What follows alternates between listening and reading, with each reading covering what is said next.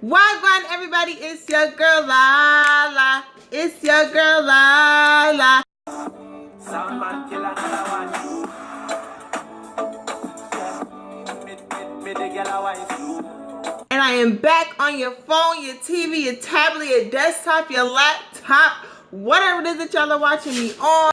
I'm bringing you guys another infamous episode of Thursday's Random Thoughts. Yes, I know I said this before, but I promise you guys I am going to be being consistent when it comes to Thursday's Random Thoughts. I even got a book with all my ideas or the points that I'm going to pinpoint for each topic. Like, this is the TRT book. So without further ado, make sure y'all are subscribed to the channel. Make sure you go ahead and hit the notification bell so you can be alerted every time I upload a new video. And let's go. Today's topic is going to be, as you read in the title, about Lyft and Uber, okay? I am going to be telling you guys this really quick story time, and then I want to tell y'all like what went wrong and how you can prevent this from happening to you, okay? I get into a Lyft going home from the movies, and this lady has a spill in her car. So she has a spill in her car. I'm ignoring it because I know that I didn't do it. The kids are asleep in the back seat, okay? Now, mind you, they have no drinks, they have no chips, they have no cookies, they have no candies, they have absolutely nothing. Now, we get there, okay, we get home, hey, you know, have a good night, all that kind of stuff.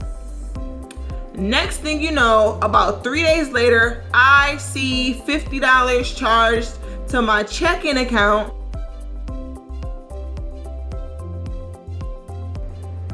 I didn't do damage to nobody's vehicle, so what am I being charged for?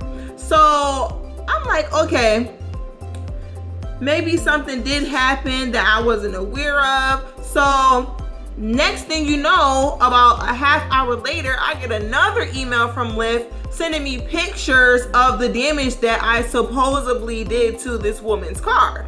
So I'm like, what the fuck is that? Like, I did not do that. That was already in this lady's car. Why am I being charged for something that somebody else did? So I'm going back and forth emailing Lyft customer service, whatever you want to call it. I'm emailing them, and then the next day I get another charge, okay? And this time, okay, stop the press, flag on the play, $120.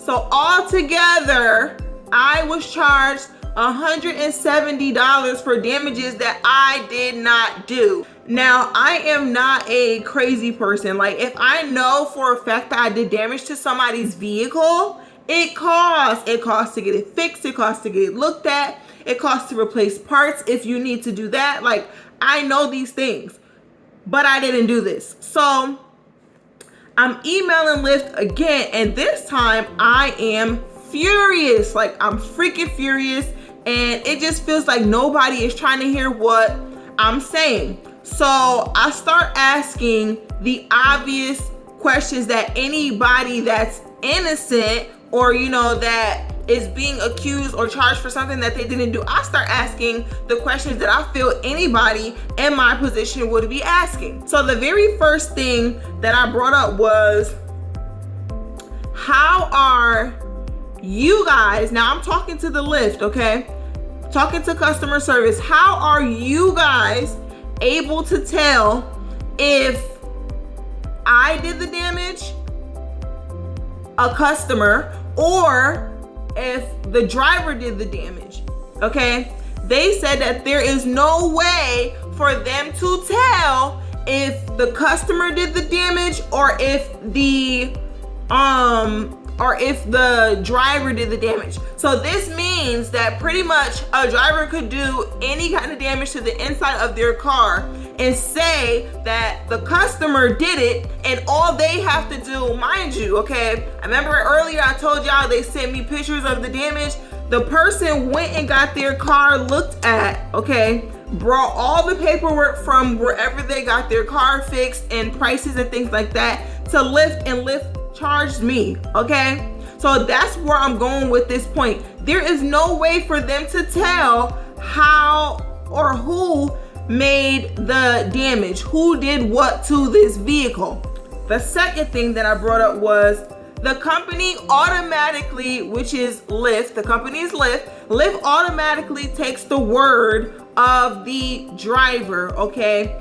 I'm not sure why this is. Maybe they just feel like all drivers are 100% honest, but no. We all know that there are con artists out there. There are people that's always looking for money, okay? And I'm not with it. The next thing, these drivers, I've been taking Lyfts for a couple months now, which is why, hence my last vlog, I told you guys that I was going to get a vehicle, because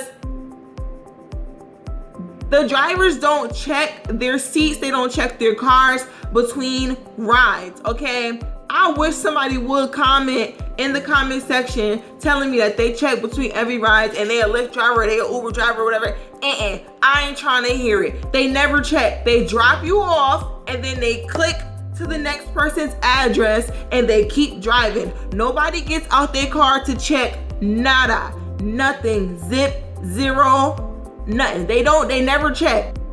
So how would they know what customer did what? The only time I'm pretty sure they probably check their car is the end of the night after they done give everybody rides and they say, oh, there's damage. Let me blame this on the first person that got in my car, or let me blame this on the last person that got in my car, because either way they know that they're gonna get their money back for the damage to their vehicle. The fourth thing that I brought up was there's no camera in these people's cars to see who does what behind them, and that kind of goes with the last one. And I say that to say this: drivers can pretty much say whatever they want about their vehicle. They can make any kind of claims, accusations, whatever to their vehicle and pinpoint it to anybody, because there's no cameras. There's no way for Lyft to tell who actually did what to the vehicle if it was a customer in the first place. Because like I told you guys, there's always con artists. There's always somebody looking for a come up that don't want to pay for something. And if you can find a way out, including myself, okay, if I can find a way out to not pay for something, I'm gonna take that way out. But I would never pinpoint it on somebody else that didn't do it. So pretty much all I'm saying is take all precautions that you possibly can. Now when I get into Lyft, I take videos before and after I get out. I take pictures, photos, videos, audio. Sometimes if I'm conversating with the Lyft driver, I record our conversations and I keep them for a little while, and then when I feel like the coast is clear, then I will go ahead and delete it from my phone. But we need to be looking out for ourselves. These companies, they don't care about our little coins. They're gonna take and snatch and grab wherever they can get money from. But yeah, be careful if you guys are out here taking Lyfts and Ubers and all these different taxis and all this other kind of stuff. And make sure to mind the business that pays you. And I will see y'all in the next one. Peace. What's going through your mental juice? It's a mad vibe when I'm with you. Baby girl, you're the only one that I'm into. But this sauced up, juiced up, instrumental was only to prepare you for what's going through your mental juice. You got juice, I got sauce, yeah. Fuck with a king, I'm a boss, yeah. Shooting star, I can make you famous. Wishing on a nigga that become the greatest, yeah. You got juice, I got sauce, yeah. Come fuck with a king, I'm a boss, yeah. Shooting star.